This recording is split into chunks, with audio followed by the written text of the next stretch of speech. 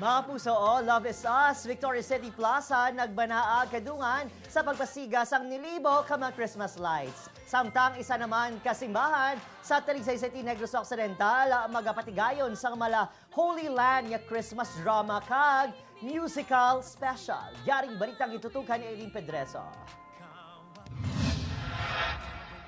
Magluwas sa naandan paglagaw sa plaza o kung pagtambong sang Misa de Gallo na idiyahan sang Nicolas de Tolentino Parish Church kaupod ang isa ka bulutuan sa Talisay City nga himuon nga unique ang pagselebrar sang Pasko sini nga tuig.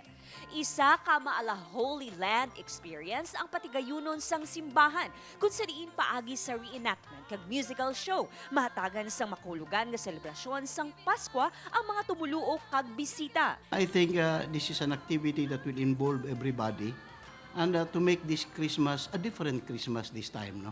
We have the Misa de Gallo, we have other activities, but this time we want it to be unique to remind people that Jesus is the reason why there is Christmas. Mahimo man nga ma-enjoy sa pamilya ang mga booth nga ipahamtang samtang ginalingaw sang choir. It's a festivity and may mga ara man kita mga food booths no nga para ma-enjoy man ang family. At the same time may ara man siya nga ang choir sang simbahan, they will sing Christmas carols. So it's a family event gid. Sa November 26 pagabuksan ang ini nga aktibidad. Samtang nangin makahulugan naman ang pagsiga sa Christmas lights sa Victoria City Public Office matapos ang ginpatigayon nga Christmas light switch on ceremony kagabi. Kapin 12,500 ka mga Victoriahanon kag bisita ang nakigbahin sa programa nga ginpangunahan ni Mayor Javi Benitez. Yara sa 106,800 light bulbs ang ginpasiga.